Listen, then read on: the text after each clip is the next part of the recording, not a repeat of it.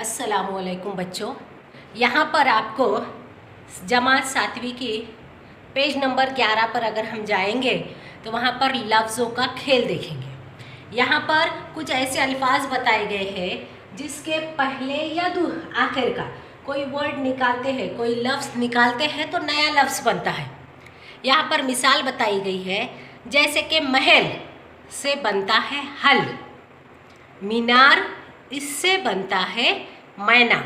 यानी कि महल का हमने मीम अगर निकाल देते हैं तो हल बनेगा, मीनार से अगर उसका मीम निकाल देते हैं तो मैना बनेगा।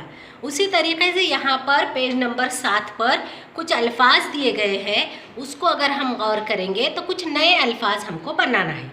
यानी कि आपको यहाँ पर समझना है कि कोई लफ्ज़ दिया हुआ है, उसका पहला या आखिर का या कोई लफ्ज़ अगर या हुर्फ अगर हम निकालते हैं तो एक नया लफ्ज़ बनता है। वो कौन सा बनता है ये हम देखेंगे।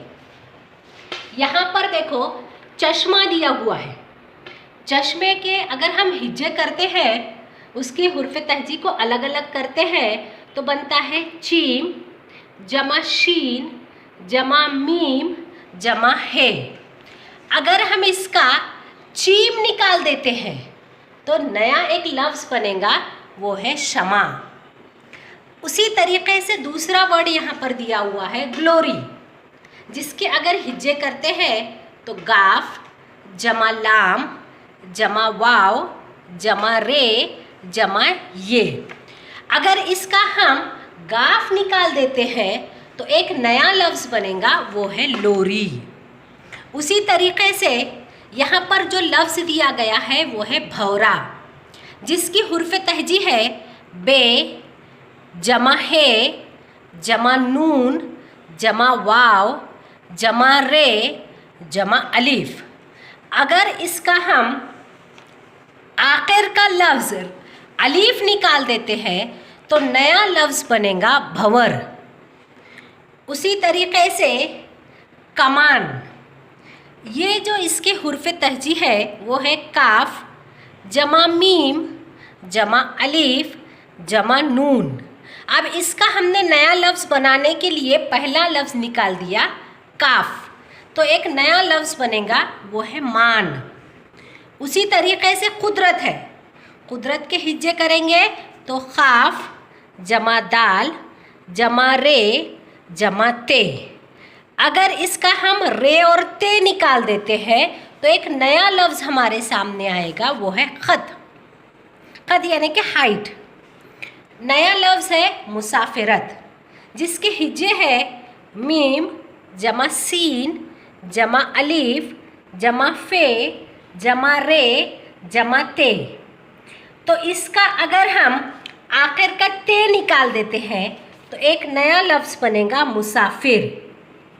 उसी तरीके से मूरत है, जिसकी हुर्फ तहजी है मीम जमा वाव जमा रे जमा ते।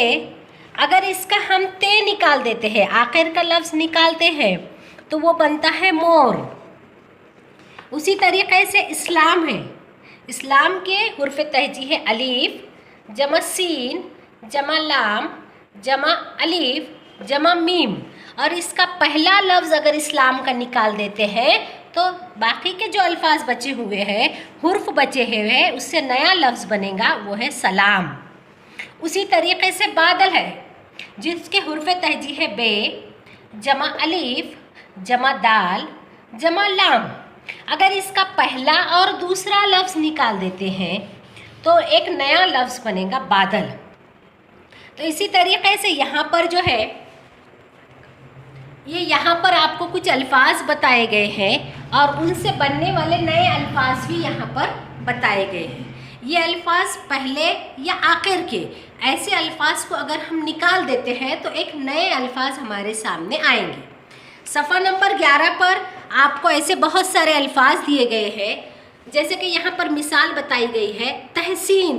अगर इसका ते निकाल देते हैं तो उससे बनता है हसीन। उसी तरीके से तरंग है, इसका भी अगर पहला लफ्ज़ ते निकाल देते हैं तो नया लफ्ज़ रंग बनता है। उसी तरीके से थकान है, थकान का अगर हम पहला थ निकालते हैं, ते और दो चश्मी है निकाल देते हैं तो नया लफ्ज बनेगा कान। उसी तरीके से रश्क, इससे नया लफ्ज बनेगा शक।